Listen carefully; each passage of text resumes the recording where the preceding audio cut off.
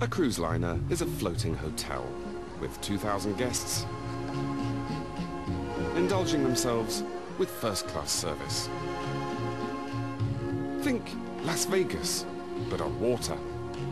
But behind the glitz, 700 crew had to work their butts off. Scotty's in the house! Gee, McDonald! Come on, Jack. And you've got the elements of a perfect docu-soap. In fact, the most popular docu-soap of the 90s. We saw the real life behind the gloss. I just miss them so much. We're putting on this fantastic act, as if we're all really happy. Who they had to put up with. Can I light my cigar yet? God damn. He's a very irritating man. How they dealt with dangers. I was not ready for that after working all night long. And when people are thrown together, unusual relationships blossom, in front and behind the camera. What do you think, Chris? About them? Yeah, to be honest, by the end, I'd probably fallen in love with it a little bit. This was 1998's The Cruise. Christmas is the traditional time for families to escape the festive overload and run off to the sea.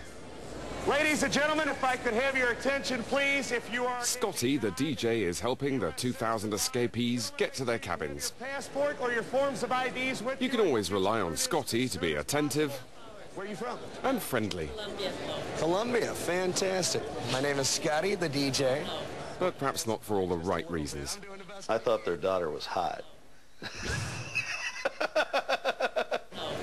So I'll tell you what I'm going to do. Do you have Colombian music? That's the honest God reason I went up and talked to that family. Merengue y salsa, no problem, no problem. See, I told you, you love me and you'll love the cruise. That's how I am. I'll just leave it at this. It's a good place to be single. This was the Galaxy's inaugural voyage over Christmas to the Caribbean hotspots. But the passengers couldn't escape Christmas altogether, thanks to the cruise director, Doug.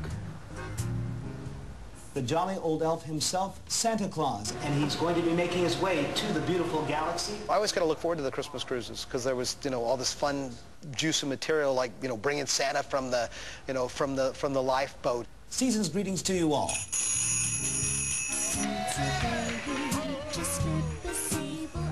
Season's greetings and ho, ho, ho. It wasn't all ho, ho, ho for the staff. Another working day, really. But you try to get in the festive spirit and get everybody going. There was no time for turkey and all the trimmings. Nope, they had to settle for a cracker and a silly hat.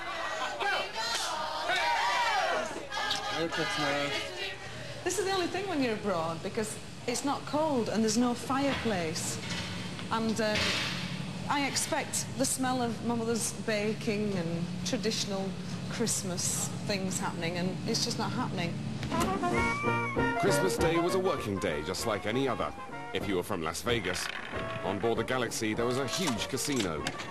It was very exciting.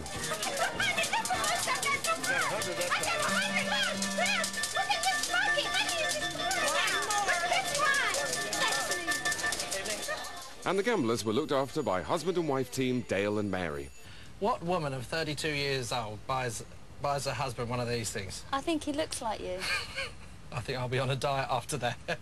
They joined the cruise having lost a big gamble of their own. We both lost a property during the crash. I think it was 1989. Yeah, I'm with it. We got a jackpot. This is a progressive jackpot. We lost a lot of money. And I said, wouldn't it be great if we worked on a ship? So I said to Mary, what about if you worked in the casino? I said, maybe you could be a dealer. We had a year where I had to learn to deal and then work in the casino and everything. And then we started to apply for the cruise ship. It was long, long hours. So you'd start work at sort of 9 o'clock in the morning, and although you'd have breaks and pauses, you'd work all the way through till sort of 5, 6 o'clock the following morning. Time check, oh my God. What's time? Late. Mary, you've only got 14 minutes and you haven't even got your flipping clothes on. But no amount of training could prepare you for what lurked between the blackjack and the roulette tables. His name was Norman. You better be careful. I mean... No one messed with Norman. Give me my goddamn money. What did you say? Bring back the old dealer. I'm a big gambler. This is my wife. She tolerated me 34 years. You want a drink? No, thanks. Well, I'd like to get you drunk. That would be good. Yeah, and I'll tell you what the numbers are. I'll tell you. Yeah. You don't even have to count. Are you going to stop tickling the cards? Let's play some cards here. If I lose 10,000 on this trip, it'll be fun. It's worth, like, entertainment expense 500 a night to any human being. And Norman was always looking for a lady luck. How are you? My wife wants to get rid of me, but how about you? You wanna party tonight? Yeah, right. And it wasn't just the punters who wanted to get rid of him. We used to get quite a few Americans that were just loudmouth and thought they knew it all, you know. Can I light my cigar yet? God damn. He was really rude. Bring another one. Never seen so many ugly people in my life in one place at one time as on this ship. It's incredible. In fact, what he did to another passenger, I can't believe they accepted what he did. Okay, here. She's gone? Here. He just reached over, grabbed their chips, said, you need to put it on there. Thank you very much. So what do I give? It's her money. And they just laughed. If someone had done that to me, I would have got really annoyed, you know. I like to take your money. You don't mind, do you? I like your money. You have nice money. The money spoke louder than words, especially to Mary. And I quite like Norman because he used to give me big tips, albeit he sometimes took them from other people's piles of chips. Nevertheless, I'd get big tips from Stormy Norman, so he was all right. I could put up with people like him. Would you like a drink? You sure?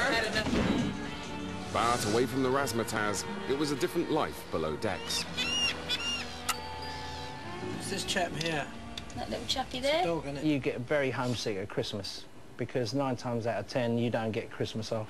Okay, there. I miss my family so much when we were out there, and friends and stuff, you know. Stop. It's hard. It is hard.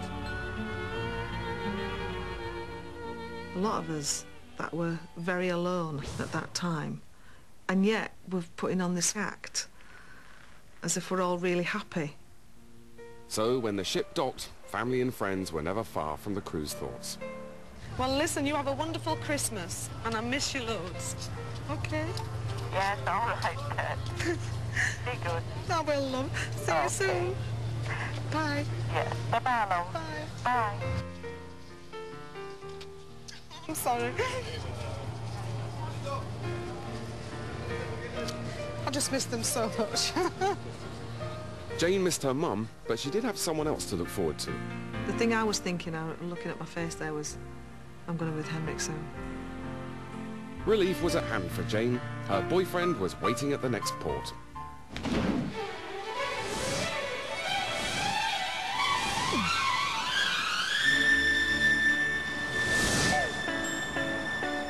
This is Henrik, who I've been talking about all week. Constantly, I might add. Oh, really? On camera, yes. I'm sorry. But this is it. The love of my life is finally here. He was everything I wanted in a man. He was tall, he was good-looking, he was powerful, he had his own business and a nice house in Fort Lauderdale. Christmas can begin. Absolutely. I'm extremely happy now that my other half is here. So, you know, things are looking good. Can only get better now. The only downside was that Henrik was camera shy. He said to me, I do not want to be filmed. I will not be filmed. They can see us when we're on the ship, but I want to see you first.